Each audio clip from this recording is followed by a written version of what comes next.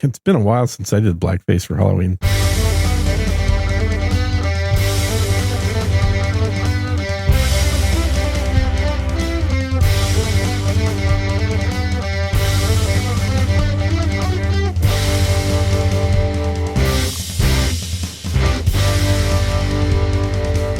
Hello and welcome to episode number 90 of Unrelenting. I was just looking because I'm like, wow, we're going to have our big 100th celebration soon, and that will be January 12th. Oh my God, you figured that out already? Yeah, January 12th. You know, unless we double up on a few shows, and if you want to get it in by the end of the fiscal 2023, but it looks like it's not going to be until 2024. Yeah, that's fine. Episode 100. It's going to be hard enough for the next 2 months for somebody not to be missing a show. That would be you? You're going somewhere? I'm not going anywhere. I mean, this was all just a bet. Adam Curry said you can never do 100 episodes of a show with Gene. I could totally see that too. The stakes must be high for that one. You will never last. Let me tell you, my friend. 100 episodes with T-Man Gene. I don't think 100 is particularly hard. I think every podcast I've done has gone over 100. It's between 100 and 200 is when things happen. Have you ever had a show with a co-host that went over 100? No, God, no. See, right there, that's the difference. I've never had a co-host until you. Wow. So you finally decided you needed a sidekick. Well, okay. That's technically not true. I did have 5 co-hosts on my first ever podcast. At one time, or were they rotating? Yeah. One time. And then you realize that the panel shows are just way too confusing. Well, no, I had a rule at the beginning of the show. And the reason I had 5 people on rotating, it was a tech podcast. It was, information security related. Oh, you were trying to be Leo Laporte. No. But, who was the guy? There was actually somebody that was doing a really good tech show back then, but there was like literally 2 of them. And I thought, okay, I don't have enough crap to talk about every week. Oh, wait, you didn't think you had enough going on that you would be able to carry a show? Well, I would run out of interesting topics. Let's put it that way. I could react. I just couldn't. I didn't imagine that I would just be excited about talking to a microphone every week. I'm not a fucking introvert, okay? Really? Really. So my idea was the more people I have signed up, the less likely nobody is to show up. Oh, I get it. So this is kind of like if you invite 10 friends, you figure at least 4 are going to show up. Right. Yeah. So, and that's what I did. And it was exactly as predicted. So there was some shows where it was literally the 6 of us and everybody could, chill for a while and while other people were talking and then do your 5 to 10 minutes and then you're done. But there was also interspersed between those episodes where there was only 3 of us that were there, just me and a couple other guys. Then, everybody had to fill in a little more time. But what I told everybody as a rule for me was I will not do more than 1 show solo. So y'all had better show up, and everybody can miss some shows because we got enough people, but you can't have everybody miss 2 shows in a row. And so that went on for, I think, a year and a half. Until it finally came down to you were the only one? Until it came down to where I did 1 episode solo, and I was not happy about that. And I let everybody know, it's like, guys, what the hell? Nobody showed up. And then the next episode, I think only 2 people said they would, and they didn't. And I was like, okay, we're done. That's the end of the show. The interest level had waned. Yeah. It was whether it was interest level or whether it was simply just random work busyness occurrences where people, didn't have this as high a priority as I did. Clearly, podcasts are work. Well, I mean, work-ish, and especially for married people, because I was one of those back then, and so was everybody else. Which is why you wanted to lock yourself in the basement and Well, everybody, I think we were doing them. I want to say we were recording at like 7 p.m. on Thursdays or something. So it was certainly conceivable that of 5 people on any random Thursday, there would be at least 4 wives angry at them. So that you should have a full deck of people ready to talk. Well, not if the wife's like, you haven't taken the trash out once. You're playing with your stupid, podcasting crap. This thing will never last. You didn't want to hear that. You didn't want to hear that in the background. Oh, I heard that in the yeah, right, exactly. Take out the garbage. Like, guys, are you talking to those perverts again? I'll be back and I'll be back next week. I gotta go. Right. Uh-huh. No. So that's how that stuff works. But yeah, it's not a. I don't think I've ever met or talked to anyone's spouse who thought podcasting was a productive activity. Wow, see that would be bad then. Now, maybe your spouse, if I talk to her, say something different because this is literally your job, so she kind of expects you to be doing it and making money. Yeah, we bring her. I mean, if I can't buy the everybody Lego, else. Yeah, if I can't buy the Lego, things go poorly. Yeah, exactly. Yeah. Hey, maybe have you thought about buying like a Lego podcast studio for her? Could you do that? Could you just build one? Build Lego microphones? Build your own podcasting studio and pretend that you're on the internet. Well, I would imagine the Lego version probably costs more than $1,000. It'd be well more than the actual version. It's funny that the Lego version of the Electro Voice RE20 is $800, where right. The actual RE20 is only $500. It's a bargain. Well, you understand there's a licensing fee involved, so of course it costs more. You got the licensing fee, and then there's people that have to figure out how to build it with what pieces. Mm-hmm. They have a lot I'm pretty of sure overhead. a computer does that in about 2 minutes now. That is what I would think. So I can't understand why they're not pumping out more sets, even if they're in the unofficial Does manner. Somebody own Lego, or are they independent? I believe they're still independently owned and still headquartered in Billund over in Denmark. So I think they're still a family-owned enterprise. I could be wrong. Yeah, privately held company. So they're not publishing financials either. Then they're making a lot of money on little plastic bricks. They're owned by Chris Christensen. For a while, they said, we're going to try to make our bricks without using all that bad, evil oil. And then they went, that's not working well for us. So we're just going to keep doing it. Well, I'm looking at their revenue chart that I'm pulling off from Forbes magazine. Holy shit. Yeah, right. There's money in them bricks. We're in the wrong business. We should be making little plastic bricks. Okay. Compared to 2003, right? So that was 10 to 20 years ago. How much more profit do you think they're making now than they were in 2003?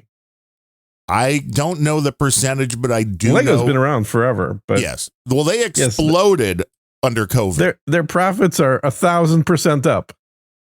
That's a pretty good percentage. And there is a Legos Idea website. NetNed just posted a link to the professional recording studio. So yeah, there's already a Lego version with the little people like doing music recording. But we want to do like a real. Well, yeah, something for your wife. Which is something that they're, doing a little bit more now with things like floral arrangements, things that if you walk into the room, in the show that they do, there's a reality show and they're doing versions everywhere. I mean, not everywhere, but the United States, Australia, New Zealand, the UK, I think they started and then stopped. And then there's a bunch that aren't in the English language, so I'm not even sure how many exist there. But there's multiple different Lego shows where people compete.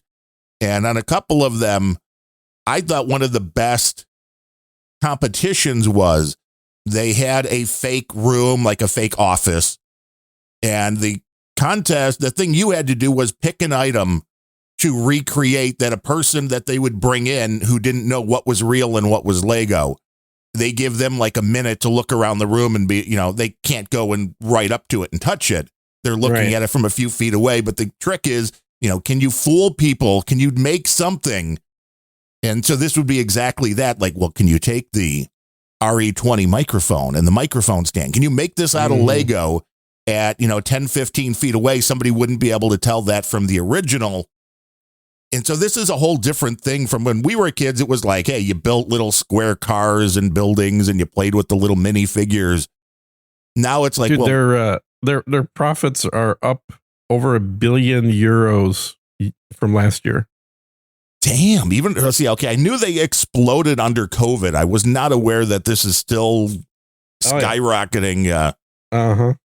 Taylor Swift residents. Thanks for They've that one, only had Ned. 1 year where their sales went down over the last 20 years. That's pretty impressive for a And that was toy company. 2017. Why would people not buy more in 2017? I don't know what happened in don't know. 2017. That's a good But question. their sales were flat up until about 2007. And that then they seems to started be when the pivoting. big revival started.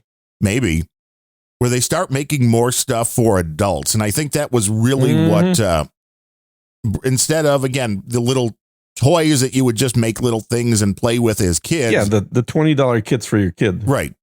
Mm-hmm. Now it's the $700 Titanic, Yeah, exactly. and there's these things that are just quite impressive when you look at them, including They figured out the Gen Xers were now financially capable of wasting more money because they're nostalgic. right. Well, that's it. The wife had to have the Pac-Man set they came out with, which is a miniature version of like a Pac-Man arcade game back in the day. Mm-hmm. And there's a little crank on it that the little Pac-Man and dots move around the. No. Yes, dude, it is wild what they've Jesus, done. I've never seen this. Okay, I'll have to check out a video later. But they have done the Atari, the Nintendo, the base unit video games that you played back in the day that you can now make out of Lego to sit on the shelf. And that one, I'm like, why don't we just buy an actual Atari to sit on the shelf if you want to use that as, There you go. I guess it's cool to be like, well, it's Lego. But I'm surprised that, but obviously Lego's doing really well. So maybe I'm not surprised They're doing well. They're not pushing the thing, because I bought the wife a couple of, and they have different art sets, and they were on sale at Amazon. So if you get something on sale, Lego, really, that's another reason their profits are sky high. You look at the Lego store, they really rarely put anything on sale. Mm-hmm. But they make these Well, art you sets. don't need to if there's a demand. Right. And they make these art sets that are basically pixel art, because they give you the big square Lego Well, I'll tell you, pieces. you'd be able to buy a whole bunch of Legos at garage sales when the economy fully crashes. They'll be like, you'll be able to pick Like, up a yeah, lot of it's things $5. for nothing. Well, and some of these, they're like early Star Wars sets that if you can find them still in the box, sell for like $20,000, $30,000. Yeah. I mean, then again, Well, everything's a little crazy when it comes to collectible stuff, but Oh, crazy, especially spaceships. of course, the virtual spaceships, especially. But the art Lego things, which I'm not a huge fan of, because you're basically just making pixel art, because they give you a bunch of little round pieces Right. Mm-hmm. in different colors. And again, if you're right up on it, you can tell it's Lego, but you get 20 feet away and you're like, wow, that's pretty cool. Mm-hmm. They had these Batman sets, the Jim Lee Batman sets, which are like $90 a piece. Got 2 of those, because then you can combine them and make bigger artwork. So the wife made Taylor Swift on Lego art. Wow. And I mean, I think it looks pretty damn good. And I was surprised. I went to the Amazon review page, because Amazon lets reviewers upload photos. Mm-hmm. And there were no photos with it. I'm like, this would sell, because the Taylor Swift fans, as I've learned, are nuts when it comes to the merchandise. I would think that if you would put that on that Lego page, on the review page, anybody that sees it would be like, oh yeah, I'm buying that. They probably can't afford licensing for her. I don't think you would need the licensing, though, if it's fan made. Well, yeah, of course you would. If in a review. I mean, for them to put her on the box, not in the review, for them to put it in the box. That's what I'm saying. If they want to sell a box specifically to make, but the box you can make anything out of because of the colors that are included, and people are making Taylor Swift. Mm-hmm. You don't, if you're Lego and you can't get the licensing, that's cool. But why don't you then post a few reviews of those people making those images? Yeah, you could do that. Yep. I've seen stuff like that. And I would think that would be the selling thing. It's like, no, this box here, This is a dumb generic. You can make a floral arrangement artwork. I mean, you know what this actually is, though, right? What do you mean? It's like slightly modern stitching. Right. Oh, this is it. This is exactly what It's it is. pillow art. Uh-huh. Yeah, you buy the pattern. Uh-huh. And in this case, people are giving away the patterns for free. Some people sell the stuff, Yeah. but it's like $5. And although again, You can make it on Photoshop yourself. Not that hard. no, it's not. Well, that's why there has to be an AI that allows you to put in whatever you want, especially with the artwork, because that's all just pixeled. But I'm surprised that doesn't exist yet, because I would love to build a Lego Comiskey Park back as it was when I start going to ball games back in 1977. Mm-hmm.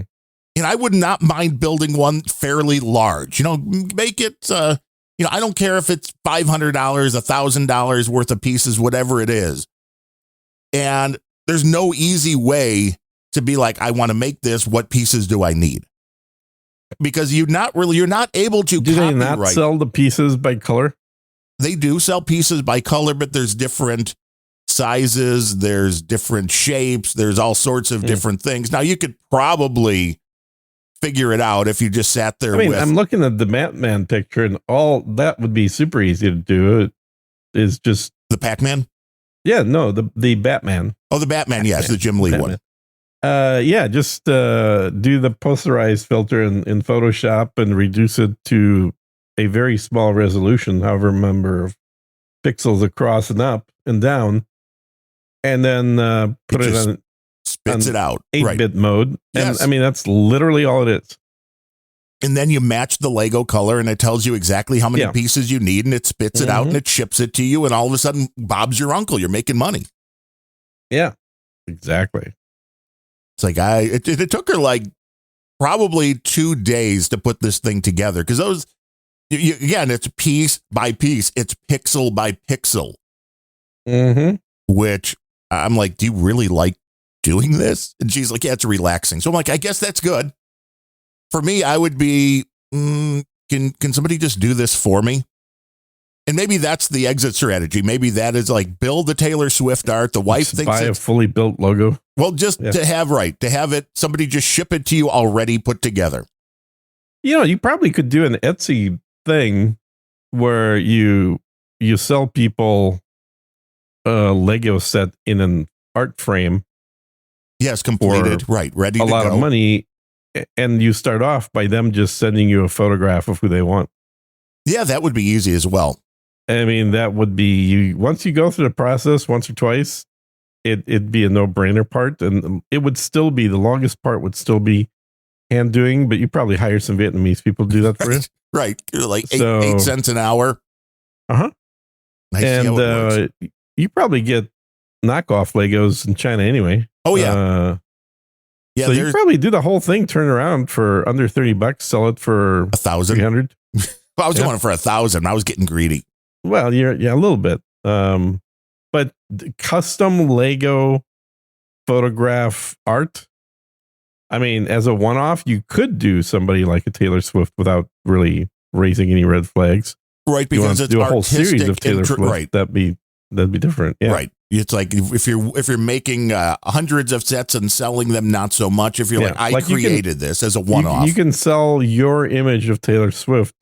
You can't sell logos because they have Taylor Swift on them. And you also can't make it so specific that somebody can tell what photograph it came from if you're basing it from a photograph. Because that was the whole Andy Warhol Prince thing where... Exactly, because then you'd be ripping off the artist that took the photo. It's a weird world, isn't it? Nope. No, it's not. But you're sounding good today. Total sense. And we took a poll, and I mean, nobody was surprised about this poll. No Agenda Social. Especially not the people that put the third option in there. I knew the third option was going to win. I just wasn't sure. Jesus Christ. On how far down that was going to go. Tell people what the third option was. The option was, where does Gene's audio quality sound the best? And I included clips. There were links to clips. I'm like, Unrelenting, Just Two Good Old Boys, which is the show he does with the dude named Ben. And the last choice was, quote, I wouldn't listen to Gene if you paid me. Mm-hmm. 48% went in with I would not listen to Gene even if you paid me. Although I will say I'm surprised that was under the majority, that was under 50%. Unrelenting, Yes. 33%. Just two good old boys, 19%. Mm-hmm. So you see, I told you sound better here. That was the point of this. Yeah, I think that just represents the breakdowns in the number of total listeners is all. That there were more people, although I gave them the option to go listen to your other podcast Yeah, no and one's see. going to do that, dude. Come on. But everybody was like, you sound too quiet on the other show. Too quiet. That's It's a because I'm weird- using proper headroom instead of flattening out into 2 decibel range. No, you're supposed to, man. That's how. Didn't you ever listen to talk radio back in the day, man? It's got I to be did. all at I the listened same to level. NPR, Oh, see, that's the problem. Okay, and that's how my podcasts always sound. let me go into NPR mode. Yeah, if you're not putting on good headphones when you're listening to me, then that's your problem. That's not on me. You have right. Gene recommends these $15,000 headphones that he Not sells. 15,000, but at least get a reference set for Christ's sake. You got to hear Gene in all of his glory. Buy good headphones, a nice amplifier, but then that would be the NPR style. Don't use your iPhone amp for Christ's sake. You're listening to Unrelenting. Do not listen on your iPhone. The audio quality is way superior than what you can get out of your iPhone. You must go to True a story. reference system. You do not want to listen to podcasts on your mobile device. No, Never do that. that's not what it's for. Do not fall into that trap that the convenience of your phone is where you want to listen to these shows. It is not. No, and don't use earbuds. No, earbuds are horrible.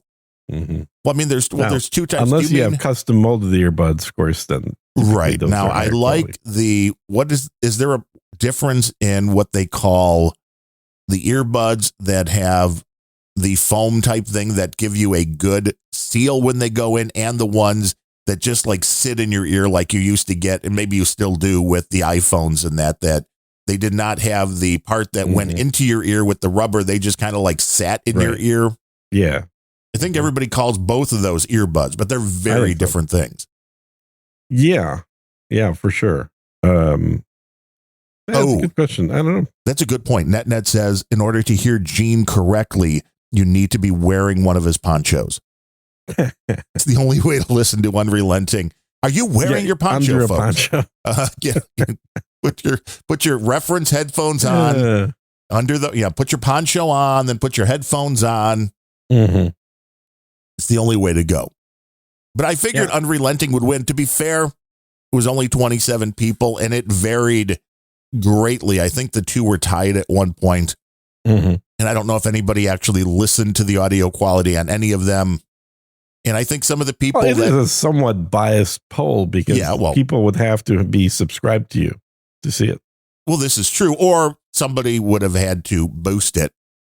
Only 27 people that responded. So, I mean, when you think about that, that's only like 13 people who said they wouldn't listen to you if that they were paid. And my next poll was going to be, well, here's $10. Will you listen to Gene's podcast? Oh. And see if they're liars. Because if they say, I'll take it. Most people would. They're like, oh, no, I'll take that. No, that's true. Yeah. And I have way more than 13 people a day bring iced tea to your house on No Agenda Social. So no, I thought there was more than 13 people a day that brought iced tea to your home. That would no, that's tomorrow. It was nice that you finally moved that to CSB Saturday. Got confused when I said that's Saturday. He's like, "What? You're not doing the podcast Friday?" I'm like, "No, I'm not getting my iced tea until Saturday." It's nice you gave the iced tea guy a Friday off. I know, right? Now you went to Trader Joe's. Made him work on a weekend instead. Yeah, that's even better. You got to be here on Saturday. Come on. I was like, people are bitching again. Here, you got to come on Saturday, man. I can't have you showing up in the middle of Friday. The Trader Joe's thing, the wife went to use her gift card, which she's been sitting on, because we don't go to Trader Joe's. There's not one. I don't either. I go there 4 times a year because they're right next to my doctor's office. So when I go in for a prescription refill thing, that's when I stop there. Interesting, because this was, she stopped at the one that was by the retina guy.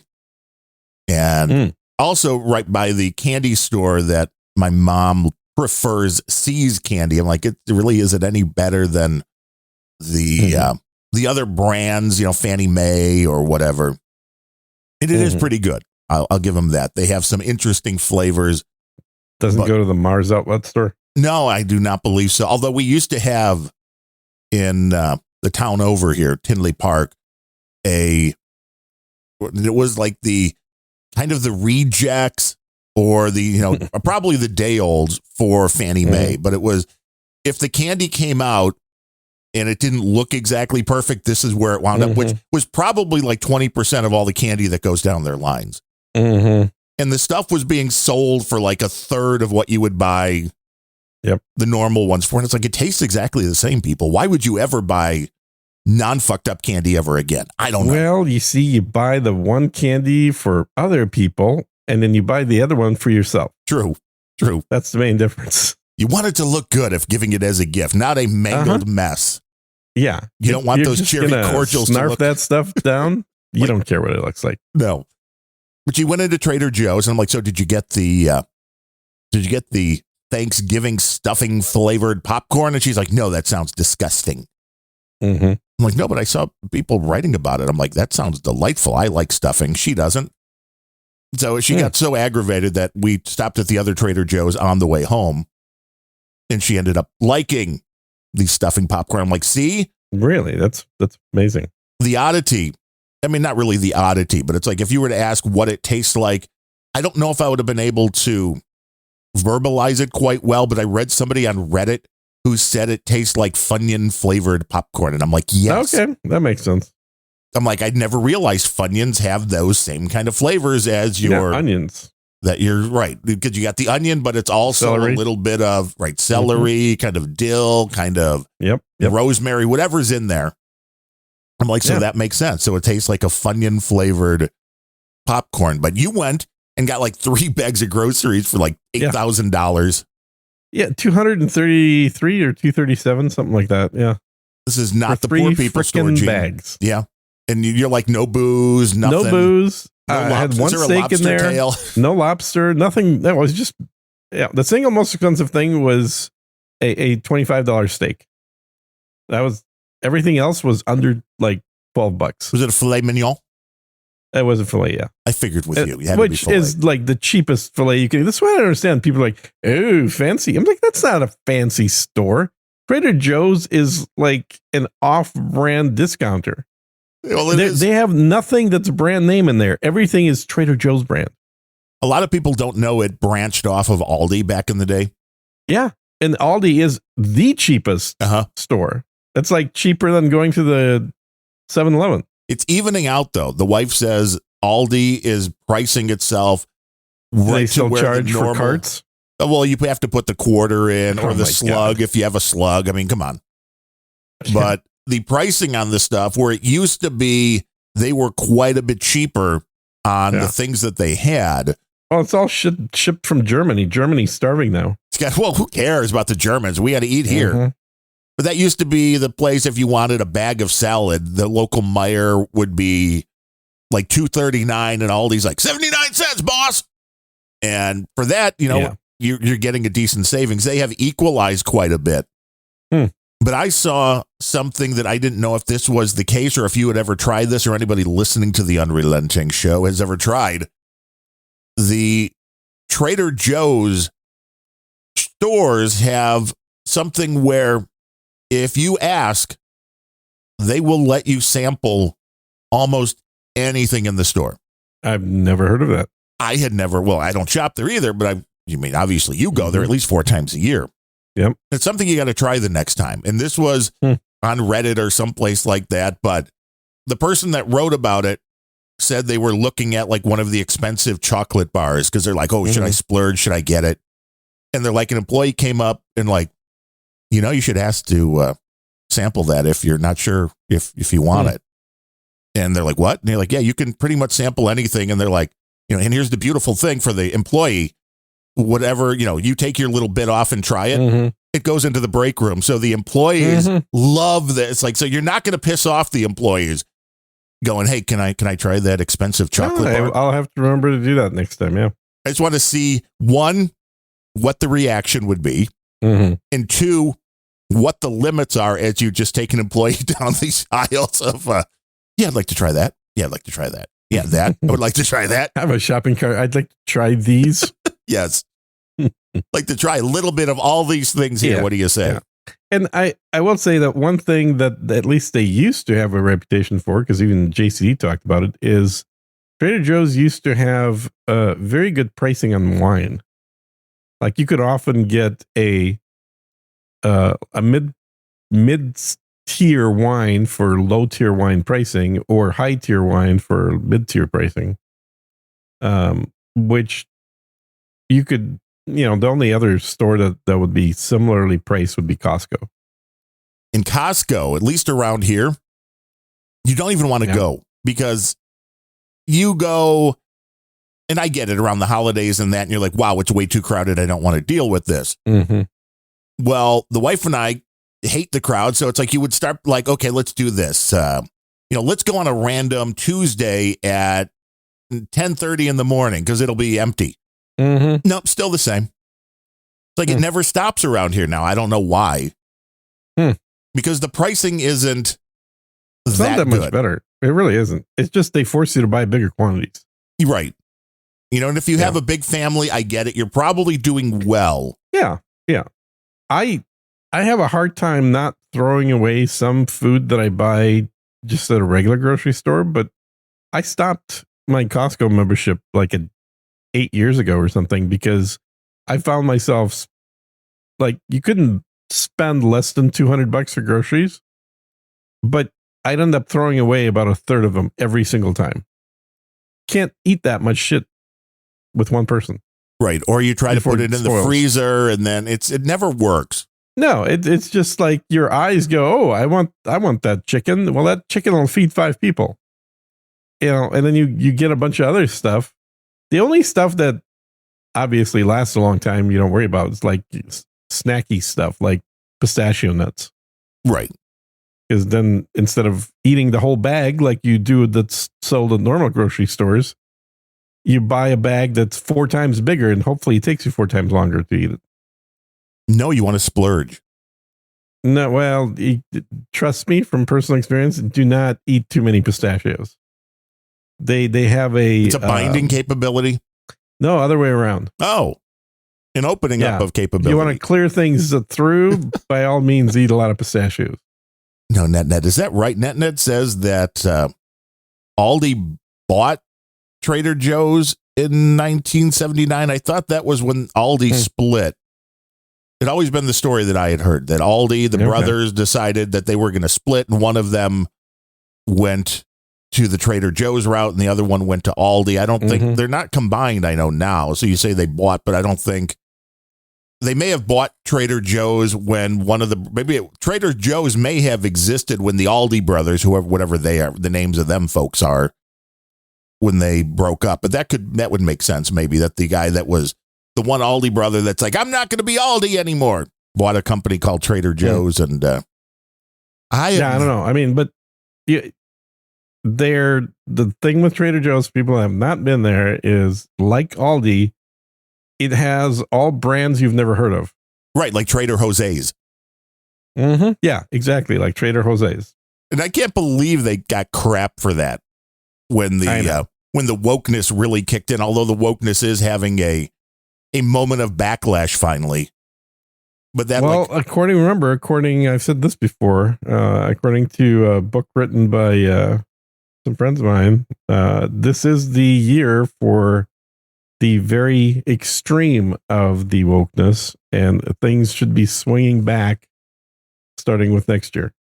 Well, it's starting to swing back. The book is called now, Pendulum, because you're seeing this with some of the folks that are supporting Hamas and the far left people who are getting canceled, which is something that didn't exist before the left invented it. Like, oh, that's kind of ironic, huh? Well, everybody, including the U.S. current administration, is getting into trouble with this stuff, because I don't know if you saw, they just put out a new executive order for non-discrimination against Arabs or something. or non-discrimination against Muslims. Right. But whatever Right. it is, but whatever it is, Right. but whatever it is, A, bad timing. B, you can't do that. You can't isolate one religion and say, yeah, we're going to have a non-discrimination against this group. This was always a problem with the ADL. It's like you can't do that for Judaism either.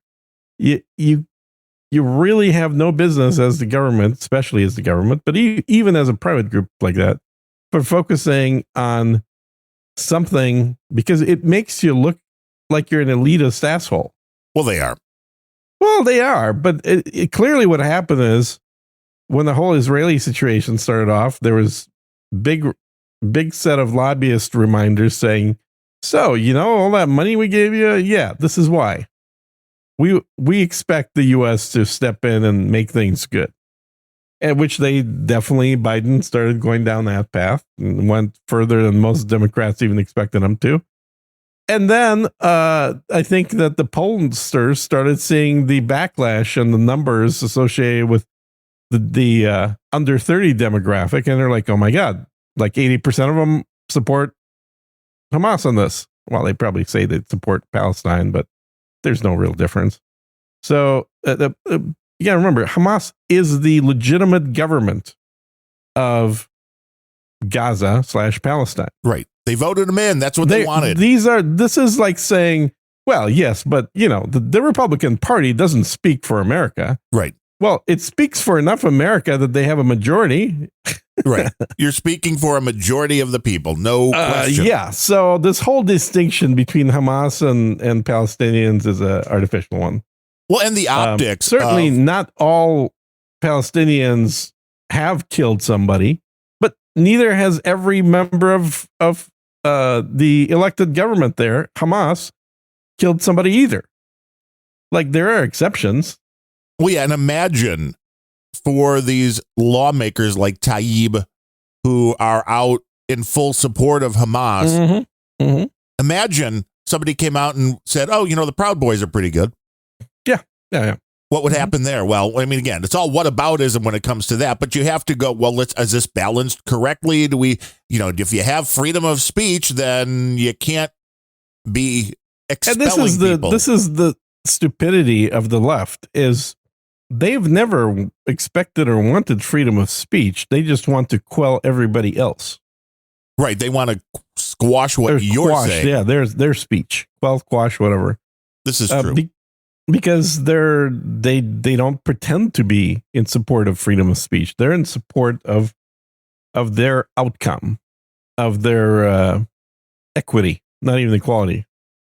And the Biden administration coming out with the whole, we have to really break down and get rid of all this Arab hate. It's like, so this comes right after a bunch of... Is it Arab or Muslim? I can't remember which one it was. I think it was Arab. Okay.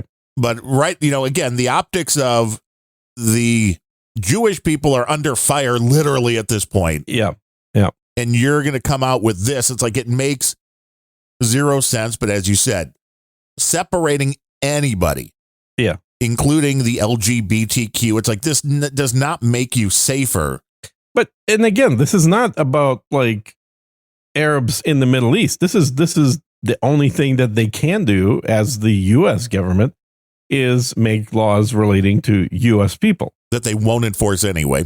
And so they're essentially saying, hey, the Arab population of the U.S., we're going to single them out for a higher level of protection than the Jewish population of the United States, which actually is getting death threats right now. Okay. Doesn't make a lot of sense.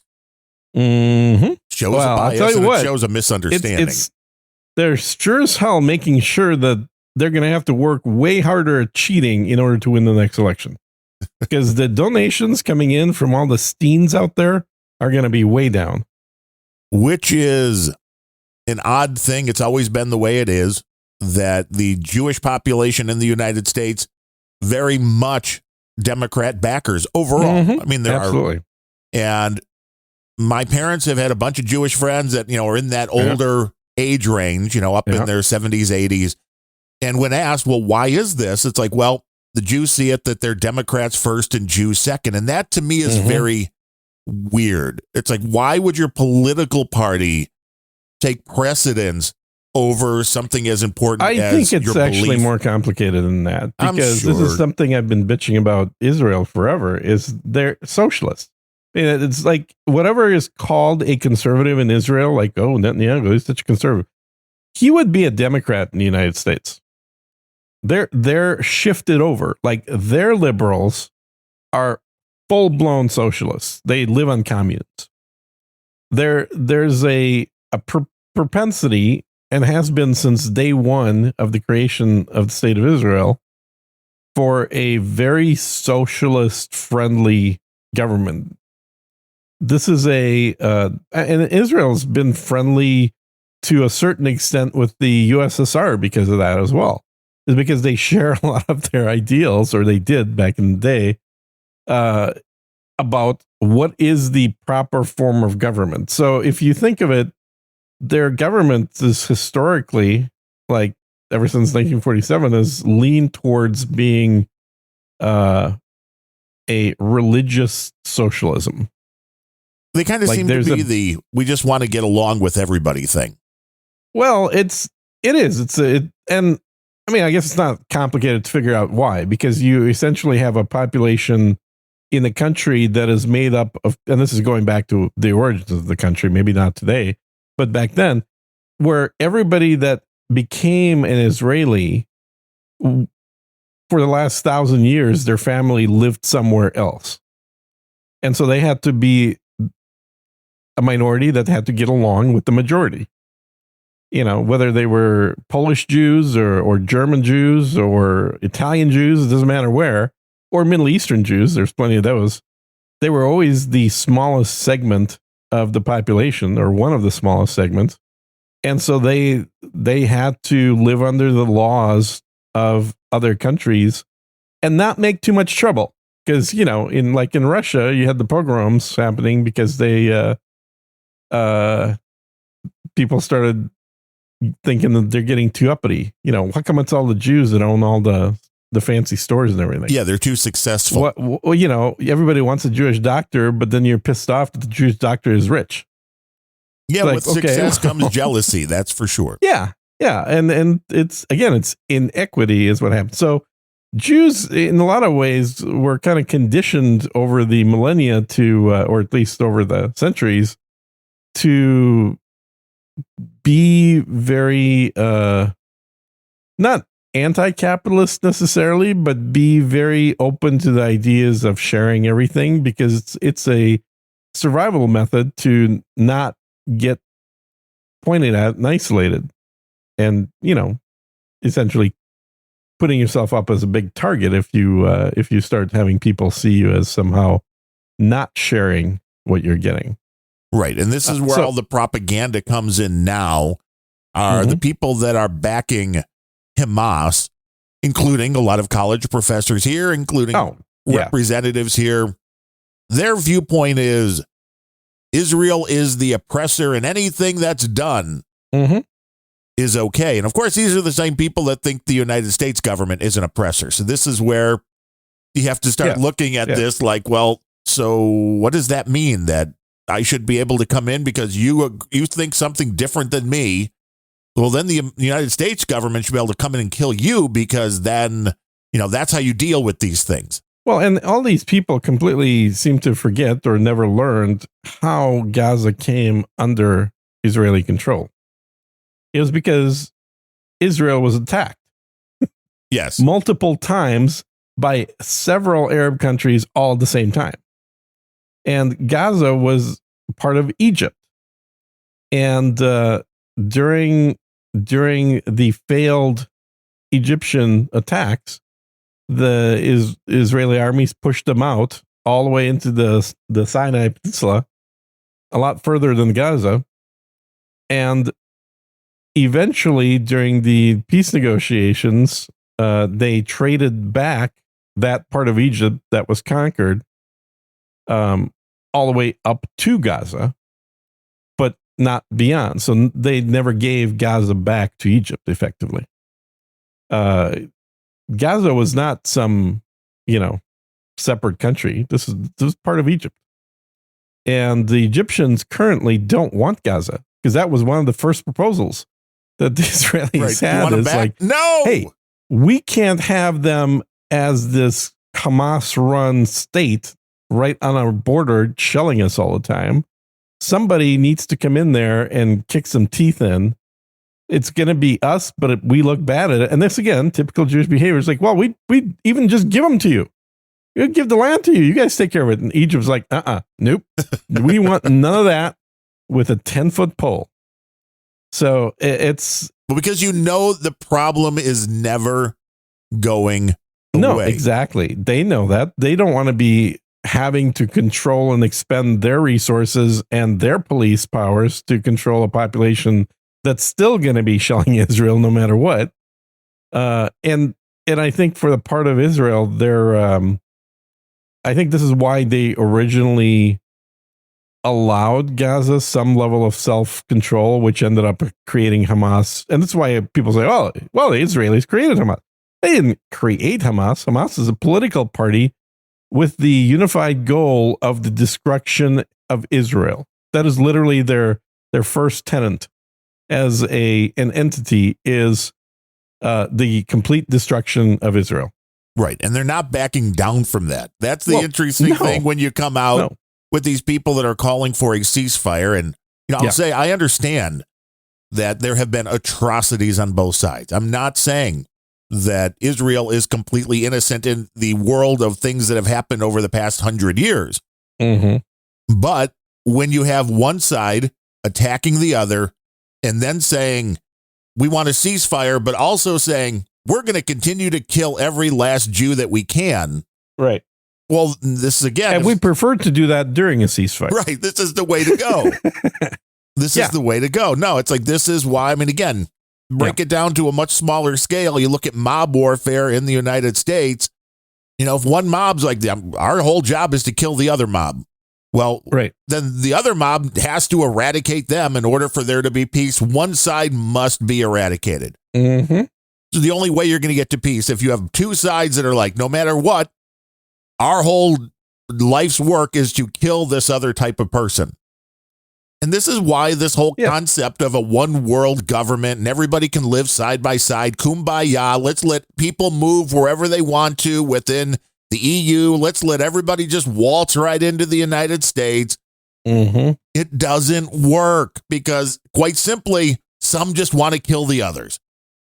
Well, yeah, some want to kill the others, but I think in this particular case, we've got a number of factors here. Like some of these talking points and buzzwords are just cringy to me to hear because they're, well, first of all, they're totally, what's the term? Fish whistles or whatever. They're dog whistles.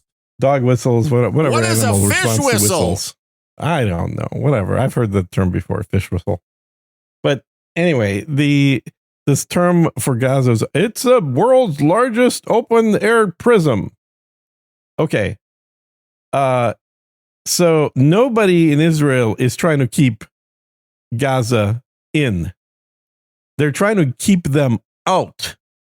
It's a hell of a prison where you have water on one side, you have a big fenced wall between them and Israel, and then you have another wall that Egypt controls. So Israel is just trying to keep them out of Israel. This is not a prison. This is not what a definition of a prison is. Yeah, you're not in Gitmo. Yeah, exactly. It'd be the opposite, in fact, because they would prefer them to be further away, not like hold on to them. Oh, we're going to hold on to Gaza and keep them all in there. That's number one. Number two is this genocide that Israel's been perpetrating for the last 30 years. The population of Gaza went from 2.2 to 7.8 million in the time that Israel got them from Egypt. So the population's damn near tripled. How is that a genocide? It doesn't Because seem most like other genocides, like the Jewish genocide, people there's died 6 million people that were killed by Germans that happen to be of Jewish ancestry. In other genocides, like the Stalin one of Russians, there were 20 million Russians that were killed, and the population went down. there was an Armenian genocide. Well, I can't remember the exact number of Armenians that were killed by the Turks, but it was a very significant percentage of the total population, and the population went down. In the genocide of Gaza, somehow the population triples. Doesn't seem to be the proper definition then. I mean, even you look at the Iran-Iraq war, like nobody other than Muslims involved. Both of the populations of Iran and Iraq went down as a result of that war. You could say they perpetrated genocides on each other. Then the next question would be, when's the last time that Israel attacked Gaza without being provoked? Well, never, because Gaza's been provoking Israel ever since they were initially conquered from Egypt. Like that, they never stopped fighting. It's just the fighting switched to shooting off fireworks and handmade rockets over the wall and hoping you could kill somebody. And of course, the suicide vest bombers. It's kind of like the little brother who just keeps on whapping the big brother in the head until the big brother's had enough. And right as about the big brother's about to punch the little brother, Mom! Yep.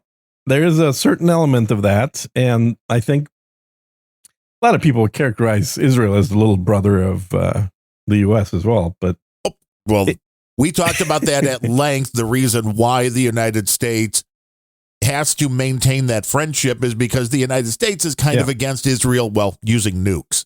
Yeah, and that was the original idea. And I don't know how much support there currently. I'll tell you, there's a lot more support for it probably today than there was a year ago of Israel using nukes. But that is kind of the deal: is if the United States changes its policy and basically says, we will not come to the aid of Israel, which is my preference. I've said this for a long time. The U.S. has no business being involved in police actions halfway around the world, including in Israel. But the threat there is that Israel says, well, if we can't rely on the U.S. and we can only rely on ourselves and the tools that we have at hand, there's 5 countries around us that will be nuked tomorrow. Like they want that buffer, like everybody else. Like Russia wants a buffer, right? United States wants a buffer. Everybody wants a buffer around them.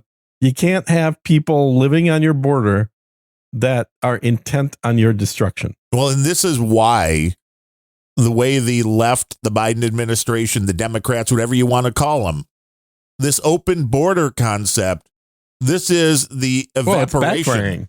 They're starting to realize it's totally backfiring. Right. Well, and it's the evaporation of having a buffer. This is, you're allowing an invasion. I mean, people may not be shooting right now, but you're allowing a massive amount of people to be staged and brought into your country.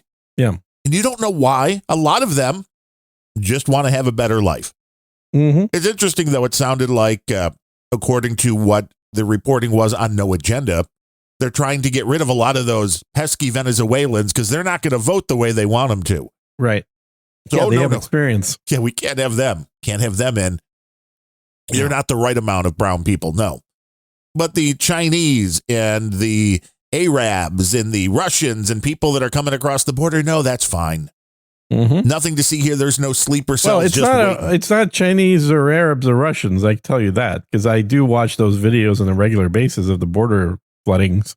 This is all you're watching is like a webcam of people coming over. Yeah, it's kind of like the nature cams. Right, out in the middle of the Serengeti as you... Yeah, I watched a lot of polar bear ones. Those are fun to watch. I watched the Jellystone Park ones. Those are fun. They've got the salmon cams for when the salmon come up to breed. But I missed and they also have one. And they've got the ones on the border as well. And I could tell you that the average color of the person crossing the border, without knowing what country they're from, is very, very, very dark. It is very African. It is not it's not the typical sort of olive complexion that a Mexican would have. And you're wondering why this is. Or somebody from the Middle East. I mean, I'm sure there are some, but the vast majority of people coming over look like they came on a boat directly from Congo. It is interesting. And I missed the early days of the internet. What was it, Africam? There was somebody that set up in a couple of watering holes. I think that's what it was called. Not being racist or anything here. It was like the first live webcam streaming that I remember anybody having set up, and it was like, wow, this technology, we could watch any part of the world at any time. I had back in the 90s, I ran a live stream 24/7 of my aquarium tanks. Ooh, what happened to all those fish? Cam. Yeah, so I could, well, both I could, and this would have been from like 90. I want to say like 96, probably 96 to about 99. Because that's the period that the technology existed and I had the tanks. And so I could watch my fish from my house, but also other people can just have that as a relaxing view in the background. Of course, back then it was like, 320 by 160 or whatever. Right. Yeah, the resolution was lacking. Yeah, I think my camera did 640, but the internet speeds really only allowed 320. And then all of that bandwidth that you were going to be using. Well, yeah, but I had a T1. Oh, well, see, you were special. Mm-hmm. It's the technology. Are we using it for better things now or for worse? I also had two continuous radio stations playing back in the day when you could play music without getting sued. Well, now you can still do that, but the reality. Not really. Not if you have a you can get away with large audience. You certainly can't legally do it. Well, not legally, but when is the last time? I mean, back then you could legally do it. There was nothing to prevent you from doing that legally. Well, because nobody knew what the hell was anything about anything. Exactly. But when is the last time? The RIAA did stop the whole sharing, suing people thing. We haven't heard about that in probably a decade now? That stopped when Apple started selling individual tracks for 99 cents. And it's interesting, the overall state of the music business, I guess, because when the latest Taylor Swift album dropped, I noticed immediately each individual track was posted by her company on YouTube. Mm-hmm. So this concept that anybody has to buy music anymore.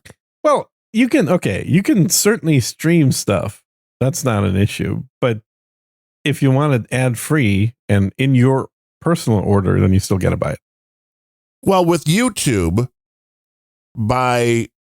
which you do as well, having their subscription, I think you can have whatever you want without commercials, without ads. Yeah. But the interesting thing is how you value that music, because back when the RIAA was going after people, your options were pretty much you have to buy a CD or some kind of physical media, or you have to buy the tracks on Apple. There was none of these, or very few, maybe the all-you-can-eat streaming services where you just give Spotify $10 and they let you listen to almost anything you want. Yeah, now there is. Didn't exist back then. Right. So back then it was different. Now, if you're like, well, yeah, I was sharing the latest Taylor Swift album, and they want to come, and you go, well, yeah, but share but they put it, but you could have What's the difference in I sent somebody the audio files from my computer when they're up for free on a service like YouTube? Yeah, this is why, and actually, I'm sure you've seen me doing this at some point, but probably about once every 2 weeks, when I can't fall asleep, I'll start doing a DJ stream.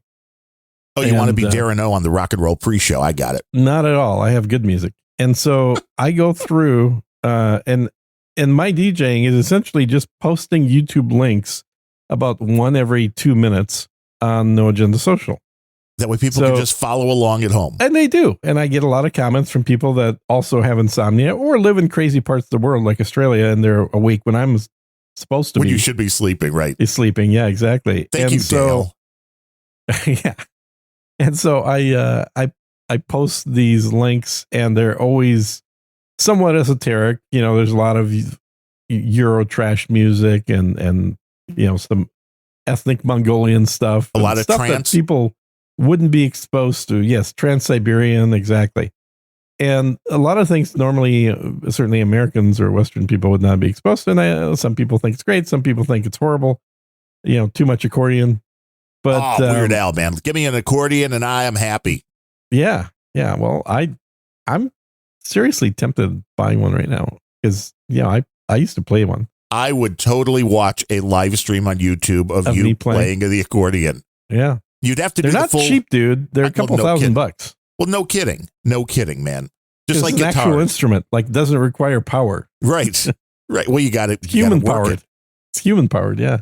Just like my Gibson SJ200, man. Those things. Mhm.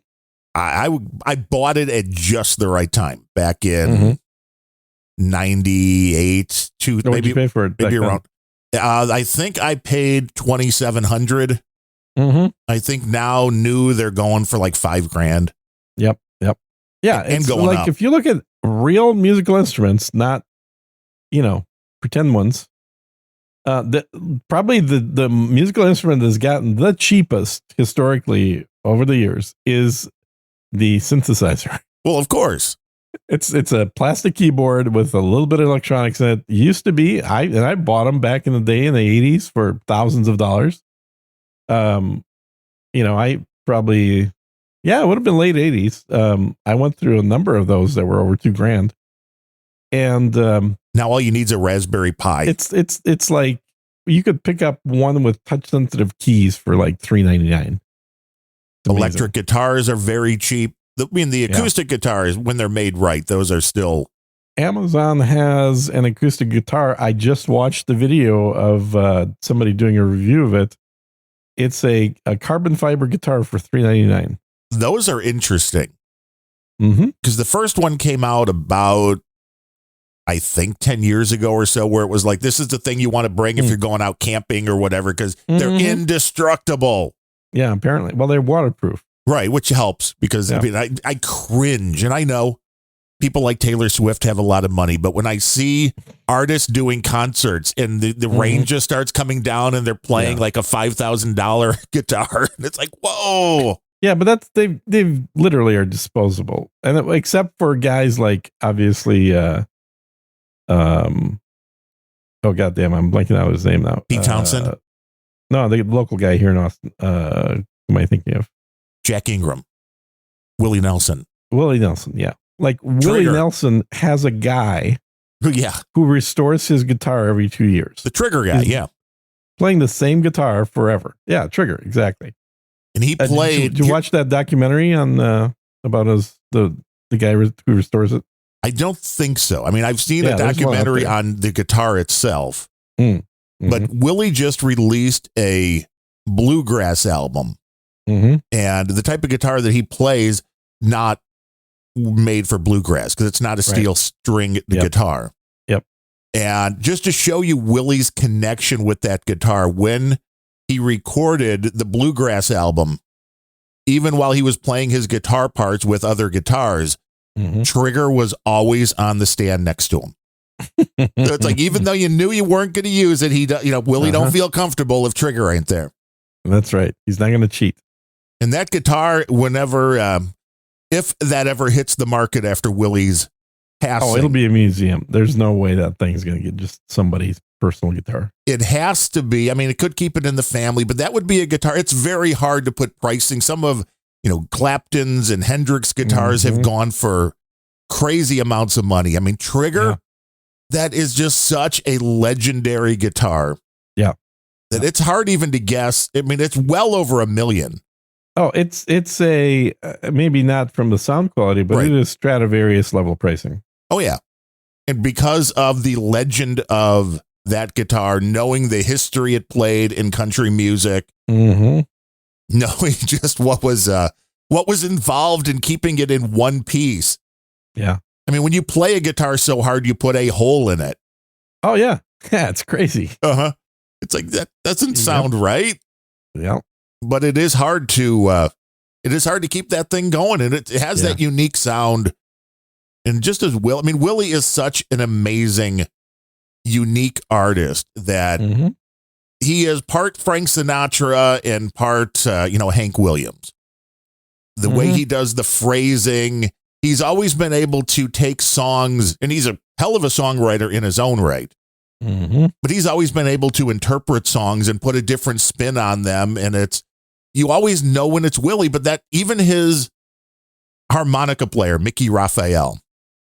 And this is something, I mean, I can Guitar, you can usually tell when it's somebody like Mark Knopfler. There are players that when you hear the music, Eddie Van Halen, you kind of know who it is. And there's people that try to, of course, emulate these styles, but you can usually tell if it's the real thing. But guitars are so different than harmonica. You would never think that you could tell who is playing a harmonica.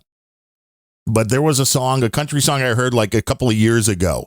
And I'm like, that sounds like Willie's guy playing harmonica. So I looked it up and I'm like, it was. It's like, just if you have your own style that much in any instrument, you deserve some credit. Yeah. Yep. So I don't know. I'm not sure that this is the best time to be spending money on things like musical instruments, but you don't need to, because they're all virtual now, just like spaceships. Well, yes, but if I want to get an accordion, it's an actual instrument. But see, I would watch that. I think you would make money on YouTube. You think? I mean, how are your skills? What can you? I haven't played an accordion for damn near 20 years. Is it like masturbating or riding a bike? It just comes right back to you. Maybe, I don't know. I don't think so, but I mean, I remember theoretically what my fingers need to do, but in terms of practical applications, it's like not typing on a keyboard for 20 years. Like the concept's still there, but you're probably not a touch typist anymore. The thing that I'm picturing is you in the dark Ray-Ban sunglasses. Yeah. Maybe a ZZ Top kind of cowboy hat thing going on. Maybe a ZZ Top kind of beard. Well, you've got the beard. That goes without saying. Now, the beard would be. Now, would you drape it over in front of? No. You couldn't do that. It's drape it over. You want to get that right out there. Drape the beard over the guitar. Right. Yes, of course. Then that way you get the better sound. That's how you get that. Use the beard to hold the guitar up. I guess. Right. Exactly. Well, yeah. Use it as a guitar strap. Absolutely. Yeah. Yeah. But I don't know. I just have a lot more lately interest in going down that route than picking up a guitar, which is the other thing I was thinking of doing. But I don't know. Guitars are cheaper. I've got to pull mine out of a case. It's been a long time since I've pulled one out. And now that the value for value music thing is out there, people are always like, when are you going to do more tracks? So I've shared stuff that I've done like 10, 20 years ago. But like everything, it's weird because I go through phases of whatever it is. Like I go all in and then you just kind of like shut it off and move to the next thing. It's literally what I do. Yep. And it's a weird thing because people are like, well, how can you just stop doing that? It's like, well, I just don't want to do that right now. Yeah. I did photography for like 30 years and I had a very substantial investment in photo gear. And back about 5 years ago, I just kind of, I'm just kind of done with this. Well, so digital has changed a lot of that for photographers. I mean, as far as being able to make money. Yeah. In photography. It has gotten a lot worse. Yeah. Cause there were I think my best year, I made $130,000 off photography. Because it was something that was needed. Now the cameras that people carry around with them. And the latest camera on the new iPhone that just came out, they've got it's a bent optic lens, which means that instead of the camera being limited to the thickness of the phone, there's a 90-degree mirror there. So the camera is actually up and down lengthwise in the phone, not the whole length of the phone, but it's using more than you would think. It could be if it was just the thickness, right? Now, and it's a 5x optical zoom, which I know Android people are like, we had that 10 years ago. But it's amazing quality. It's a 48 megapixel with 5x optical zoom in a freaking phone. Well, the number one tech reviewer on YouTube, Marques Brownlee. Yeah. The guy is great. I've been watching him for so many years. I can't even remember a time that it's I don't understand how he got to be number one. Honestly, I have nothing against the guy, but he was there early. I think somehow he just got a friendly enough personality. He just started getting invited to shit. Well, he started doing it when he was like 12. So it's literally so everything. there's a he's always novelty done. factor that existed. There Okay. was originally, and he is just really, as you said, very friendly. Yeah. Able to understand the technology, has, Mhm. even though he uses all Apple gear and stuff in his studio, he doesn't Mhm. come off as a fanboy, because if a product comes out from Apple that he thinks is Yeah. garbage, he tells you it's garbage. He does. He always same thing with Tesla. And like he gets access to shit nobody else gets access to, And then trashes it. and then if it's not trashes good. it. But it's not like trashing it like a shtick. He'll genuinely want it to be successful, but then point out, well, it still has some problems. Yes, and here's what they could do to maybe make it a little Mhm. bit better. Yeah, but the guy basically lives like in an Apple ad. Well, he has all Apple gear. Now, he went to the Apple thing Mhm. for the iPhone, whatever it was. Yeah.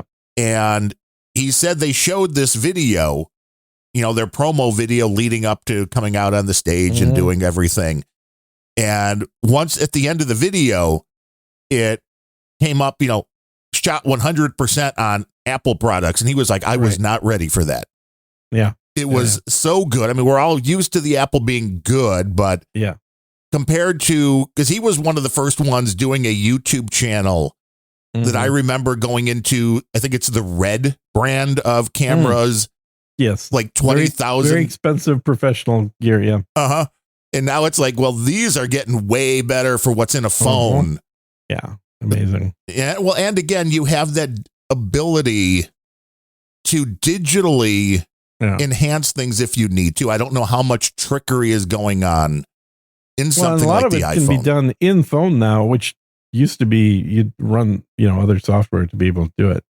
Correct. But the Red, if people don't really know much about that brand, the Red was actually created as a discount brand. It was an empowerment of independent videographers to be able to shoot commercial quality materials without spending commercial kind of money. So at a time when nobody really owned cameras, because a commercial digital video camera, even analog, like pre-digital, you're talking about 35 millimeter film camera that movies are shot on. These are between $120,000 and $500,000. And so Red's mission was, we're going to create a $20,000 camera for you guys that looks just as good. And they did a So pretty good it job. sounds crazy expensive, Yes. but in reality, it was a commercial quality discount brand. And I remember I watched that whole process because it took them years to come out with their first camera, and nobody was really believing them. I mean, you had the true believers, but most people in the industry was like, yeah, whatever. Like, they think they're going to create a brand new company, and they're competing with companies that have been around for 50, 60 years. Well, I didn't realize DigiGuru in the troll room saying it was the Oakley sunglasses guy that headed that company. I didn't know that either.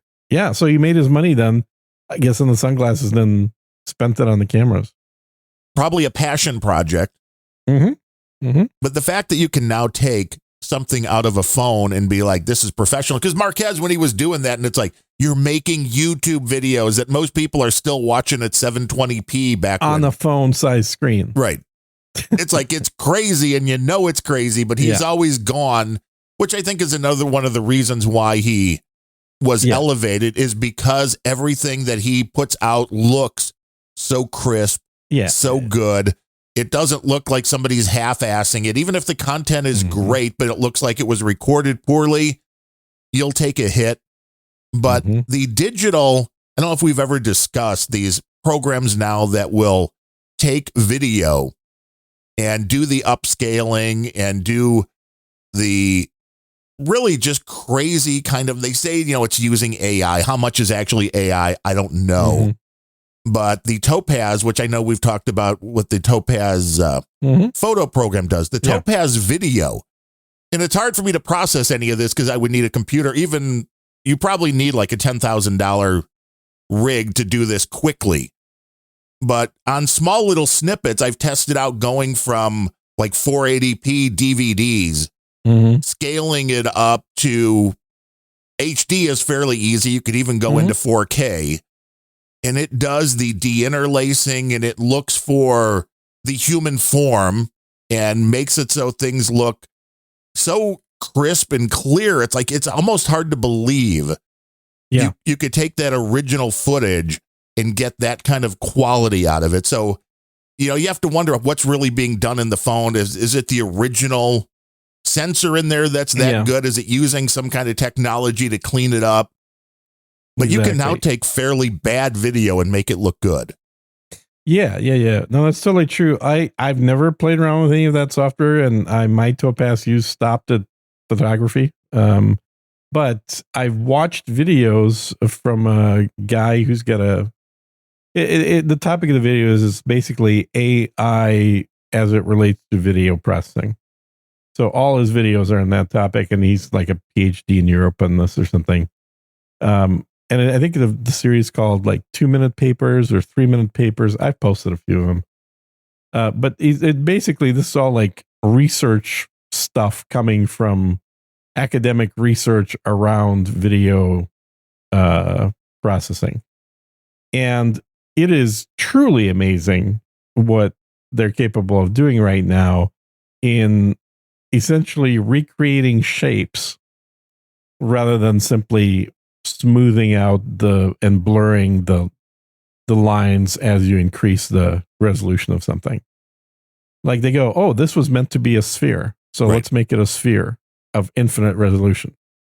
You know, this is clearly a person's head, so it's got 2 eyes. We're gonna, make sure those look like eyes, and yada yada yada. In fact, one of the features that a lot of people are using right now, both streamers and people on, I think, frankly, people on business meetings like in Zoom are using, is there's a certain number of software products that now in real time will shift the gaze of your eyes in your video to the camera. So you could be looking down at your monitor reading a script, and what the camera is recording, or rather what's being saved to the drive, is you looking directly into the camera the whole time. Which is really cool. It is, but it's like, okay, so basically you're creating a deep fake from the get-go.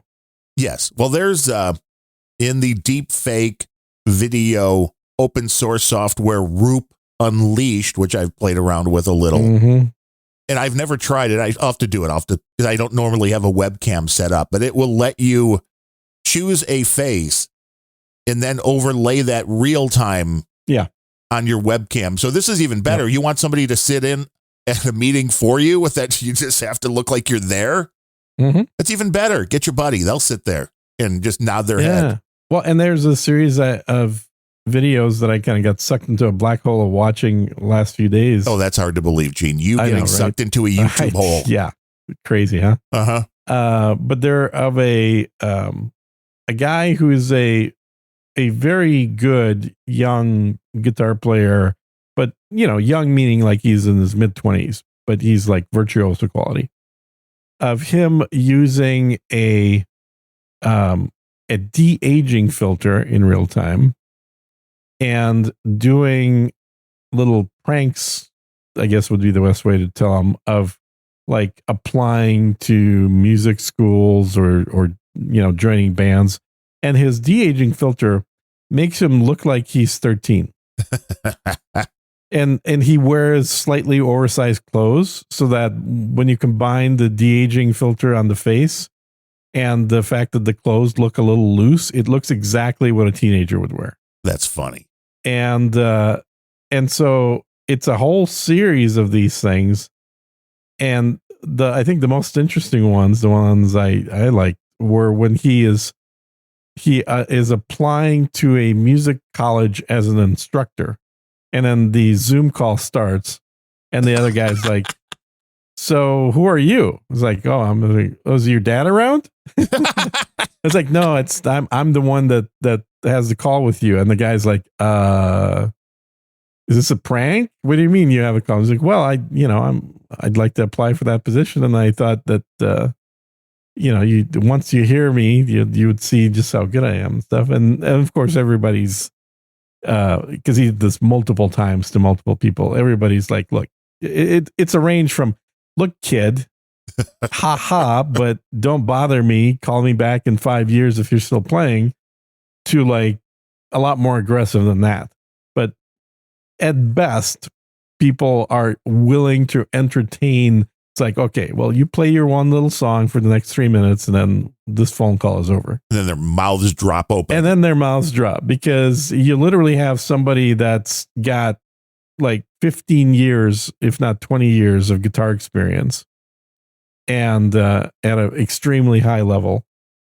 And so who can play both classical and other forms of guitar on demand with, memorized songs, tons and tons of songs memorized. And everybody's mouth visually just like drops because they're like, the wheels start turning. They're like, holy shit. I'm watching somebody who's a modern Mozart, somebody who's a kid that has the skill greater than most adults. So it's a fun little prank. I'm sure everybody's a little disappointed that they didn't just discover this kid when I'm sure at the end of the call, he's got to tell him. I can't imagine. Right. See, that part of the video should be a necessity. It's like, I want to see what happens. Right. It's the depression setting in. It's like, God damn it. Uh-huh. It's like, meeting the hottest chick you've ever seen and she's all into you and you're like, oh man, this is awesome. And then it's like, yeah, this was for a YouTube video. It's just a prank, but thanks. Right. Well, this is why the deep fakes with people living on the machines so much. Mm-hmm. And the video calls are one thing, but I know I've mentioned this somewhere. I don't know. I mean, I do so many podcasts, it's hard to know. I know. You do like 24. The concept that having the Google Glass or the implants, just imagine a world where you could just flick that switch and, your wife isn't so hot. Well, just flick a switch and now you see Adriana Lima when your wife walks in. Yeah. This would revolutionize the world. Yeah. Everybody would be living in their own little world. This is the ultimate overlay. But at a point where you can visualize anybody you want, you don't really need the other person. Well, you kind of do for certain things. Not at all, because at the point where that technology exists, how you're going to have the AI robot. Absolutely, man. First of all, if you can get implants that let you see people as you want rather than as they are, well, why wouldn't you get the implants that make you feel things that don't actually exist? I suppose we're getting there too. Like hands-free orgasm, baby. Isn't that how it always is? If you have a partner, it's a brain implant. A brain implant. Yeah. Now, if I was able to see the world as it should be, you would be at least 6 foot, Gene. I'm telling you, that heightism thing. Really? Yeah. I watched that video. You made me watch a video. Yeah. You're like, you need to watch this right before. You're like, before the next show, you need to watch this video at this timestamp. Well, a few minutes. It's a 3-hour video, but you only have to watch like 5 minutes. Dude, I wasn't supposed to watch the whole thing. Oh, you didn't watch it. Don't even pretend. I went longer than I would have expected. I mean, I just left it on in the background, and they were just some British guys wanking each other. Like there's kinda. I mean, it wasn't that kind of video, guys. No, I mean, not literally wanking each other. But it was that Gene only sends those when he can't sleep. Yeah, exactly. It was that Kissin guy, I forget his first name, Konstantin Kissin, who is this like Ukrainian pretending to be a Russian guy living in the UK, who's become very popular on the I guess I would say our side circuit, politically. Yeah. But he's still totally in on the whole Ukraine thing. But he is in a conversation. I was actually shot here in Austin. He was here to be on a few other folks' podcasts, and Austin is really the hotbed of podcasting ever since Rogan, baby. Adam left it. Right, Adam left and Rogan came in, and everybody's like, "Oh, now podcasting." Everybody moves here. I can't believe how many people on both YouTube and in podcasting now have an Austin address. It's crazy. Well, I just send everything to your house. So, I mean, I just use your address. And I know.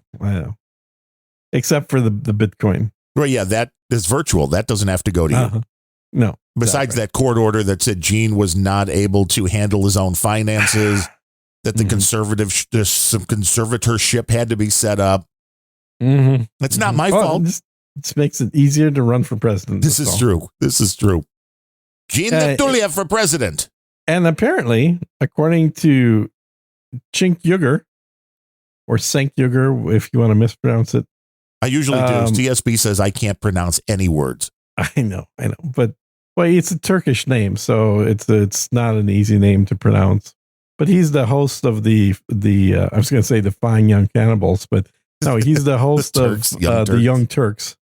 Very close to the Fine Young Cannibals. TV people don't know. Yeah, which is a weird name for a show because the Young Turks was also the name that the group that participated in the Armenian genocide identified itself as. Yeah, that would be a weird name to choose. Kind of a weird thing, like your name is the Nazi Party, the concentration campers, right? It's like, what? That's a TV show. Little too on the nose, I think. Little too. But anyway, so he's a Turkish dude.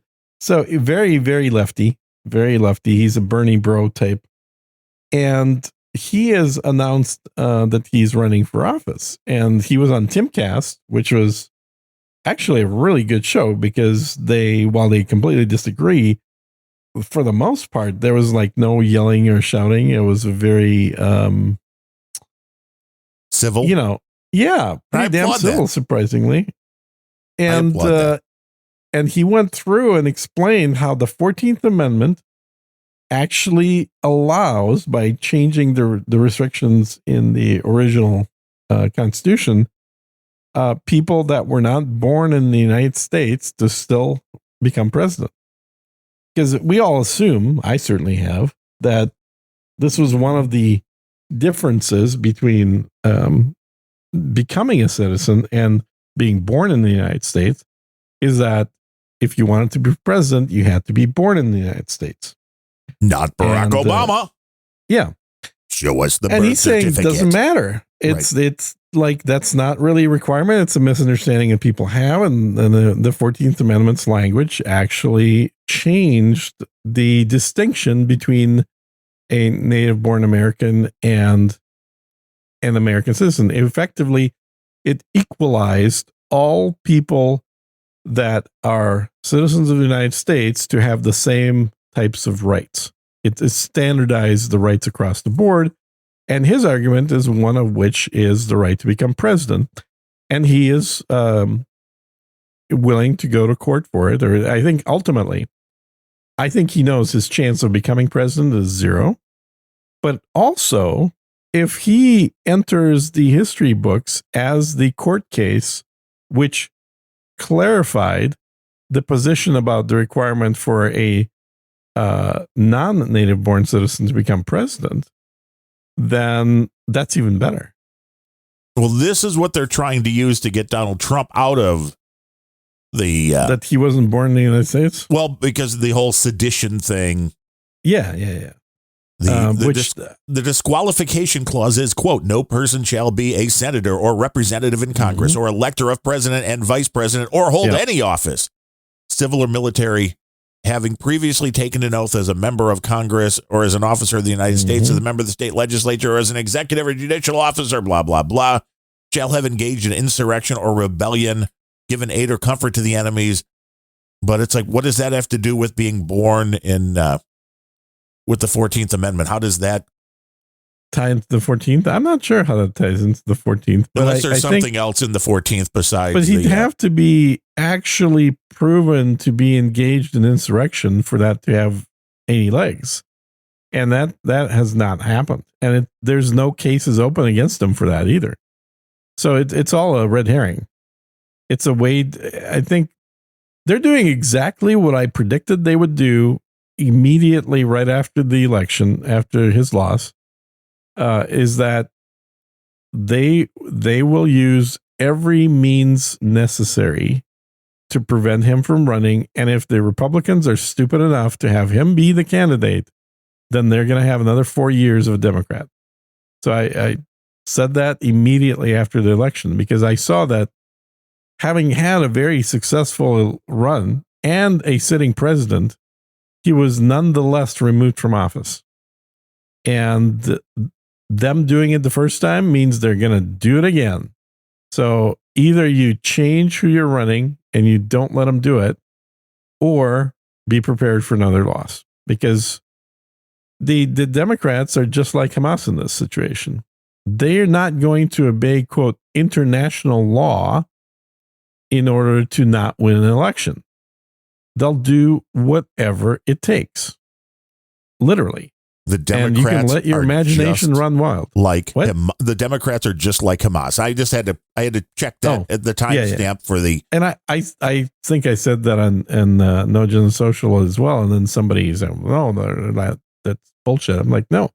In the example I'm giving, this is exactly what Hamas is willing to do anything, whatever it takes, to get rid of Israel. And so are the Democrats. They're willing to do anything that it takes to get rid of Donald Trump. It doesn't matter if it's ethical. They're trying to do it to get rid of Republicans or anybody that disagrees with them. You see that by how they're going after anybody involved in January 6th. Unless you think the end result is just they're going after Donald Trump and there has to be collateral damage. I think they're trying to predominantly because of Trump, I think. Could be wrong, but that's my impression, is that a lot of their actions are geared towards the other people are collateral damage. Like the guys that got sentenced to 20 years in prison for not being at the actual event, but somehow had planning to insurrect. Those guys are just the cannon fodder for going after Trump. Because if they can demonstrate that Trump had played a role in what these guys who have been convicted are guilty, then it makes it easier to convict Trump. That would make sense. And for the Young Turks, it's Section 1 of the 14th Amendment. Yeah. All persons born or naturalized in the United States and subject to the jurisdiction thereof are citizens of the United States and of the state wherein they reside. No state shall make or enforce any law which shall abridge the privileges or immunities of citizens of the United States, nor shall any state deprive any person of life, liberty, or property without due process of law, nor deny to any person within its jurisdiction the equal protection of the laws. Now, here's the interesting thing. It just says no state shall make or enforce any law. It doesn't say that the federal government can't make or enforce any law. Yeah, I mean, I don't know. I think that's something that's best debated by people that have some level of, education in constitutional law. I'm not one of those. I'm just a logical person, so I don't profess to have any special education in constitutional law. Not like Barack Obama. He was an expert apparently. Yeah, well, he was a constitutional law professor. Yeah, exactly. Constitutional law professor who'd never had a real job in his life. Taught the Alinsky method. So it's interesting, and I of course I got a bunch of shit immediately from my other co-host Ben, because he's like, yeah, that's such bullshit. You can't run, because he's afraid I'd actually run for president now. Why? Is he afraid of a world under Gene's rule? Oh, well, I think that's to be given, but I think he's thinking like that's going to make it a lot harder to do the podcast. I would think the amount of presidential order decrees, those would be flying out. Oh, we could dismiss Congress. Oh, absolutely. If I'm president, man, they're unnecessary completely. First thing that would happen is I would put in an executive order to cancel every previous executive order and every previous anything I can. Every law that I can get rid of would be removed immediately. That'd be decision number one. Number two, everybody has to carry a firearm at all times. Yes, mandatory firearms ownership, I think, is the only way to ensure that the Second Amendment is adhered to. At Absolutely. What age? Like, do we 12 years old? At 15? Birth. At birth, here's right. Yes. Put the 9mm right in the crown. I'll start with the 22. They're smaller. That's right. You can't go right up to the 45 immediately. You start them young with something a little smaller. We do have a couple of boostergram. NetNed just sent in a boostergram. Oh, nice. 5252 and said, this donation is so that Sir Gene gives me a no-bid government contract when he becomes president. That's great. Yeah. There's a Contract lot of for those, what? dude. Seriously, if you want to look for no bid contracts, there's websites that literally just exist to collect this shit and look for there's I can't remember the exact stats, but it's something like 38% of all government contracts are never fulfilled, and like 40% are done with single bid. Nothing to see there. No corruption. CSB came in with a couple of boostergrams. The latest one, 1015 Satoshis, wants to know, is Gene's iced tea that's coming tomorrow? See, now he knows when your iced tea's coming up. I know, that's scary. Will there be sugar or with sweetener, yo? Yeah, it's a zero sugar. It's fake sweetener, and it's the same sweetener that I typically would put in my homemade iced tea. Wouldn't the sweetener be the bad part for you, though? No, it's not bad. It's I can't remember what the hell it's called. Stevia? No, I hate stevia. It tastes like shit. So you're not in the Truvia. You're in No, like a monk fruit kind of a thing. Is that no. I'm in pure chemical one. Is it? Oh, so it's an artificial. Yeah, it's the yellow one. Whatever the yellow one is. The yellow one. Yeah. The yellow one. NutraSweet? Is the yellow NutraSweet? Is it? Maybe. I don't know. It's the yellow packets. It's one of It's not the saccharin. You're not doing saccharin, no. Saccharin is actually the best tasting of all the sweeteners for iced tea, but it's not the one I do. Because the problem with saccharin is you have to put it in when the tea is hot. Saccharin equal, yeah. Equals blue. So it probably is NutraSweet. I think you were right from the get-go. I think that's the yellow one. But saccharin tastes the best for iced tea, but only if you put it in when the tea is warm, because it is temperature sensitive into its ability to dissolve into liquid. Otherwise, it just stays at the bottom as kind of, fluffy flakes. Splenda. Splendid. There you go. But here's the thing. Amazon actually has, besides Splenda, there is a sweetener that's just called the yellow. Really? 0 calorie sucralose sweetener, 2,000 individual serving packets for $82. Woo! Huh. That seems expensive. Is that expensive for a sweetener? But it's just called the yellow. The yellow. Okay. Well, that's, I guess, how a lot of people refer to it. You have the yellow one. Is Splenda sucralose? Is that what that is? I think so. Must be. I like that. I know it's not a particularly. It's a very chemical way to make it. I think it uses like sulfuric acid or something.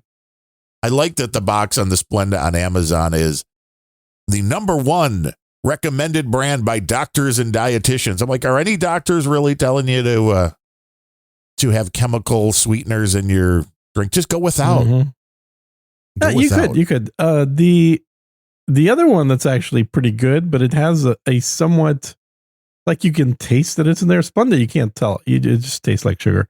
And it is dextrose and sucralose in the Splenda. Yeah. So it's basically sugar with different chemical bonds that just you can't digest. We do the not other one give that's pretty medical good advice. is erythritol.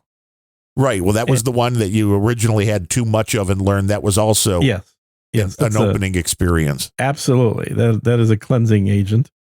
But erythritol is pretty good. It is not as sweet as sugar, if I remember right, but it's and it does have a little bit slightly different taste than sugar, but it is completely all natural and non-toxic, except that it used to be used as a insect killer. Nothing wrong with that. Yeah. So if you look at Hunter S. Thompson, he was writing one of his novels, I think Naked Lunch, he talked about how the guys that worked as pest control used to eat that stuff. Well, my dad likes to point out when he's taking his warfarin that it's rat poison. Yeah. Mm-hmm. You just don't want to take it in massive quantities. Exactly. No, same thing when I take my apple vitamins, which are cyanide, and it's like used improperly could be bad for you. Could be bad for your heart. You mean you could be dead? Yeah, that would be bad. CSB has another 1015 says, thanks for the iced tea answer. Yo. Oh, there you go. Only Now, how do we CSB. condition everybody else to do the same? I know. method We of could just asking do a whole questions? show. We should just take questions throughout the whole show as long as they come in with boosts. That's like 20% of all the YouTube videos I watch are basically that format. It's like people just sitting there and then reading the super chats And then answering. and then answering them. And it's like, hey, somebody just paid me $10 to ask a question. Well, Woo. I have no idea as the answer. Next question. please. Sir Truck Driver with 3333 says, donuts are tasty. Yeah, I was playing the little JCD clip. Yeah. Sir Truck Driver got his own show now to rollingon.show. Oh, really? Nice. I love it. The more podcasts we can get, the better. You Yeah, wanna, it just dilutes the podcast sphere. you want to even clog further. up that whole podcasting index thing. I'm You just telling keep you. putting more podcasts into it. Did you listen to Sir Gene Speaks? No, which one? Are you still doing that show? I heard that you like the first new one in like a year. Mhm. Yeah, it's been about a year since the last one, but I had another recording, so I've got another dude named Ben that's I'm kind of testing out to see if people like listening to. Nobody likes this any one- of your co-hosts except for me. They're like, This Gene, one you want seems to? to be. This one's Canadian, so he's a lot more polite. Why would you see that? And probably quiet because Canadians are usually like hater. Oh no, this one is not quiet. Now ask him to say organization because This is a real dude Canadian will named say Ben named Rob. organization. You got to say you got to say it that way. That's what I learned being a hockey fan as a kid. Was that? Organization. Yeah, it's not organization. If a Canadian says that word, it's Mhm. organization. Yeah. That's the way you got to say it. But Mhm. CSB also, before the show, came in with 9,500 Satoshis and said, howdy, comrades. Please tell your listeners to visit www.csb.lol for cartoons with buffoons. Yo, CSB. Well, I thought, Nice. wouldn't you be a buffoon if you're reading the cartoon? I don't know what buffoon has to do with cartoons. There's some pretty good cartoons he's had. Besides that, it rhymes. Huh. Sometimes it's That's just probably AI probably wrote that copy. the great folk singer Todd Snyder once said, I'm not telling you all of my thoughts because I think they're important. I'm telling you them because they rhyme. Nice. It's like, that's it. When you think about it, you're just fitting it into this particular format. We could do a whole show on Unrelenting that's just rhyming. Could we? That would take work, I mean, though, we probably could. It'd be more work than I'm willing to do, but which is any. But that's probably just precisely, because that's the beauty of this show. it's the heightest that, you know, you're just coming in at a disadvantage right from the start. Yeah, society just like what did he say? I think Kissen said that you have a 89% less chance of becoming U.S. president if you're under 6 feet tall. Or a CEO of any company. Or that's right. Or CEO of any company. Exactly. And rightfully so. I mean, what do short people know? Come on. What do short people know? You want to be tall. You want the tall guy. He seems to know what he's talking about. Yeah. A born leader. The taller they are, the harder they fall. I did like that he kind of called out his buddy that's like 5'5" about like, well, you know, you've, kind of like, well, you're being, the whole world is against His you. liberal buddy. Uh-huh. And the guy was like, well, no, it makes me what I am. And it's like, yes, thank you. Yeah, it just made this point for him. Uh-huh. It's like, well, that's everybody. It doesn't matter if you think you're at disadvantage because of the color of your skin or your gender or whatever. It's like you are what you are. It's nothing is a disadvantage if you utilize it. Well, that's absolutely it. Like Daily Wire is going to have a need for a bunch of dwarves. So might as well take advantage of it soon.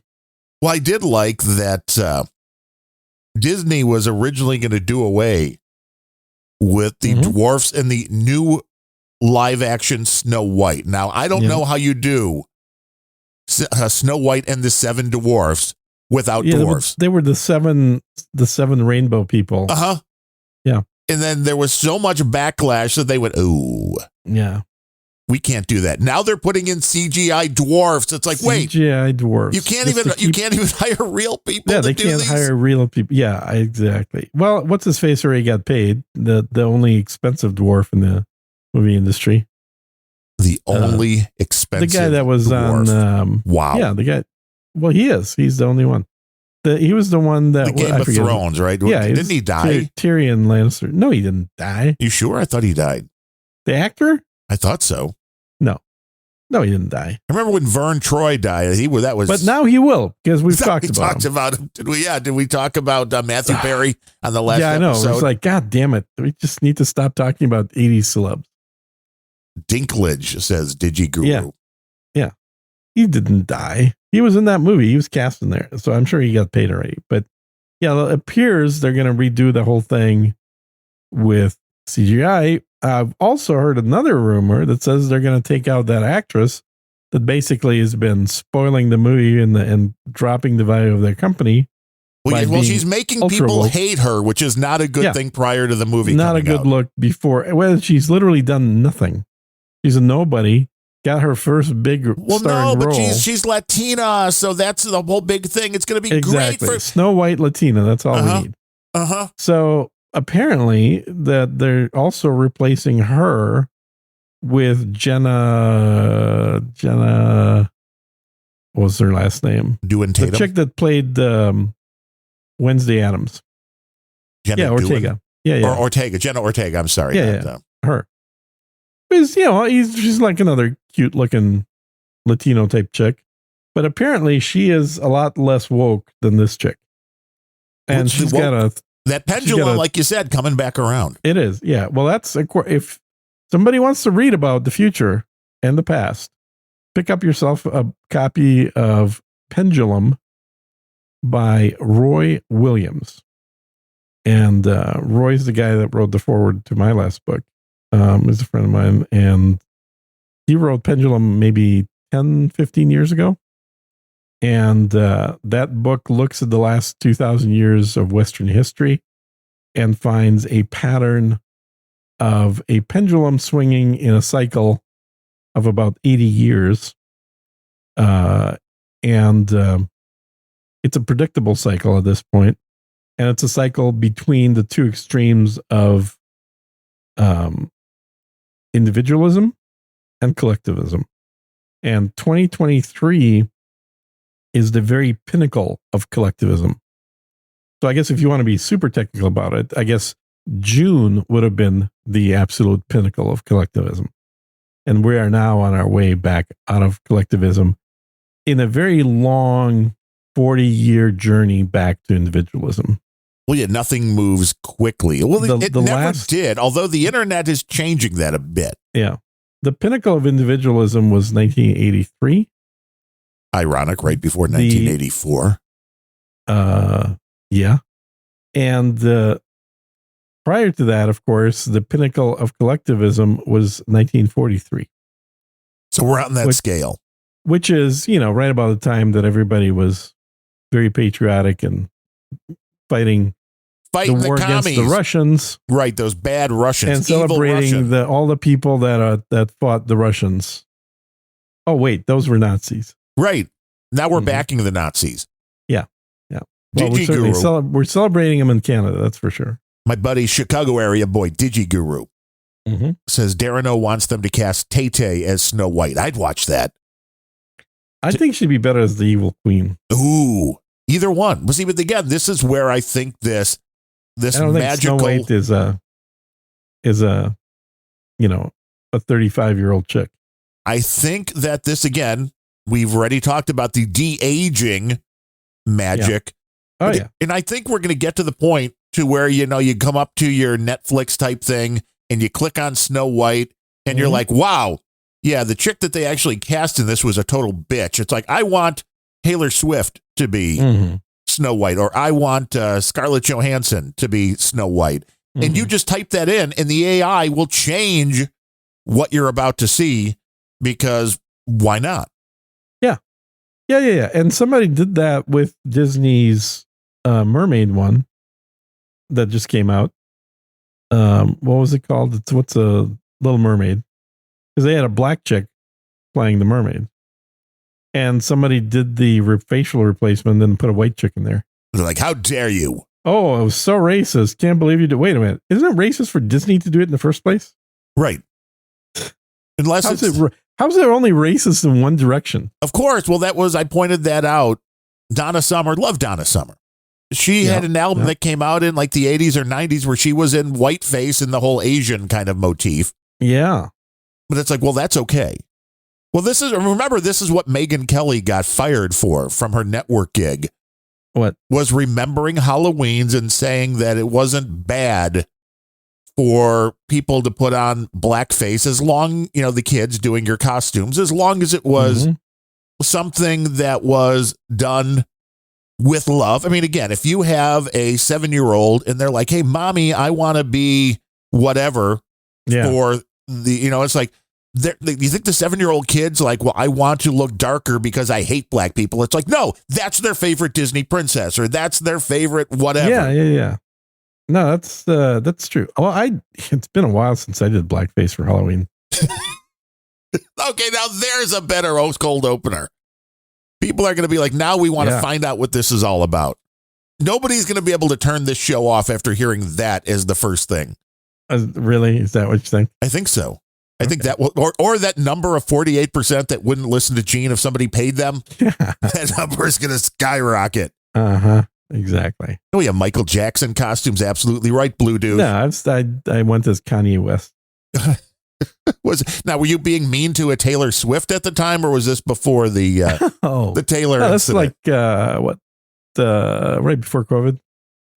Okay, definitely. Right before COVID. I gotcha. Yeah. The Podfather checking the stream, so I'm guessing that the Podcasting 2.0 is coming up earlier than normal today. Oh, you mean like instead of 3 hours from now, 2 hours from now? Probably right at the top of the hour. We do clear the stream by 12.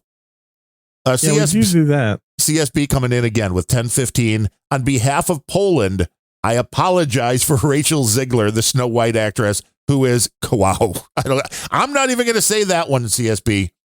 And she is half Polish. Wait, why is CSB. Poland apologizing? I don't understand why Poland. I guess she's half Polish. He said she's half Polish. So really? Maybe half Latina, half Polish. She doesn't look very Polish to me. I don't know. CSB knows everybody's everybody's DNA. I don't know how, but he knows everybody. Who's Polish. He's got in the database. CSB says if you follow him on Twitter at CSB, he will answer all questions. Just come up with random actors, actresses, politicians, and be like, well, what's their ancestry? He'll know. Yeah. Check to see if they're Polish or not. He will know. Yeah. I don't know how, but he knows. But if you want to send a boost like CSB, go to newpodcastapps.com and just search for Unrelenting. Subscribe to us. Review the show if you can.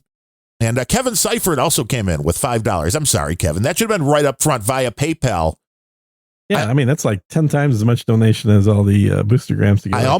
This show gets so few donations, I almost don't even look before I start doing the show if anything came in the past week. Mm-hmm. I mean, we're really getting up to that show 100, though, in early of 2024. I think people are finally catching on to the show. And they will come out big. It is a show that always surprises people because we never have the same topics. Well, yeah, not even in the same genre, but it's always the best coverage on whatever it is you're hearing at that time. It's fascinating. This show is absolutely fascinating, if we have to say so ourselves. Just go to unrelenting.show. If you want more information, the domain's working this week, unlike last week. Oh, nice. That still annoyed me. It's always fun when things like that happen. Well, yeah, when it's the day of the renewal and it's like, well, we're just going to cut off your DNS because, your renewal is due tomorrow. Or it's due today before the end of the day. Yeah. But we're going to show you. Hell of a landlord. Exactly. They throw your shit out the window. But I have until 5 o'clock to pay. Yeah. I kind of figured you weren't going to. Kind of the way it goes. Yeah, it doesn't. We don't think you're actually using this domain, so we'll just go ahead and assume that you don't really want it. Yeah, it's unrelenting.show. These .show domains. See, this is also where you got a couple other podcasts too, don't you? Yeah, I have planetrage.show, rnr.show, grumpyoldbens.com, and random thoughts.com. Oh, is that still going? That's still going, man. I just hit episode 251. Damn. And I did it live. That's pretty good. Because the Wednesday slot, normally the Nobody's GOB there. slot, it's like people were looking for Grumpy Old Bens. I'm like, I don't normally do Random Thoughts Live, but I'm that good where I can do a monologue for 42 minutes. Yeah. And boom. Well, 42 minutes, it's about the amount of time you talk in this show, too. It is. Well, in one breath. Then I let you talk for 42 minutes. And we take turns. And, of course, I've got justthegoodoldboys.com and bringing back podcast.sirgene.com. Woo, Sir Gene Speaks in your podcasting 2.0 apps. Are they all boostable now? Theoretically, I had Ben take care of the boosting stuff for the Just the Good Old Boys because he kept pestering me, and I was like, I did just put yours in there. Don't worry about the split. Well, you said somebody actually. Wait, why don't you do that on this show? Why do you want to split here? I said because why are you nicer to all of your other co-hosts? You really have to ask. No, I'm assuming I'm going to get a big Christmas present. Taylor Swift is going to knock on my door. Get a nice chunk of coal is what you get. Well, stealing my money all these years. Wait, it hasn't even been years, has it? Oh, yeah. Yeah, it's been multiple years. I mean, I guess the fact that it's 90 episodes, about one a week. Yeah, I guess that makes 2 sense. Years, baby. Time flies like we're having no fun. Yeah, especially when we started on the old show title. Right under that Grumpy Old Bens, and then those episodes disappeared. Those I don't think are even available anywhere now. Oh, they better be available. I mean, I've got them on my hard drive, but I mean, we had to remove those to keep the continuity of the other show. What? Yeah, What do you mean remove them? You can't remove pieces of podcasts. That's illegal. Everything's illegal. Completely illegal. We'll put them up though on our. What do we have? A locals. We could do that. Some bonus content. No. That's bullshit. If you seriously, I didn't realize you remove them from. If you remove them, stick them on this RSS feed. Give everybody the full catalog. Then that's a good idea. We could put those up as bonus episodes. Yeah, we'll be at 100 next week. Oh yeah, we'll be past 100. We will be. We did at least 20 of them. We did at least 20 of them in the other show. And you know, it really wouldn't even be that hard just to snip off the beginning with the Grumpy Old Bens theme and put the Unrelenting theme. Nobody would even know. No, you could snip it. Like, that would be professional to snip it off, or you could do what I would do and just put a header on all of them saying, "And this is a retrospective of blah blah blah blah blah." Well, you could be like the Disney people. What you're about to hear was from a different time, and it's people that might it might anger people. What you're about to hear, but have no fear. It's the same show. I mean, we've never really changed the format, even when the name changed. Absolutely true. Why would we, Gene? And I was trying to get you to change the name after episode 3. And it took you like 20 episodes to do it. You know, I hate to say it, Gene. I don't like to say it. You were right.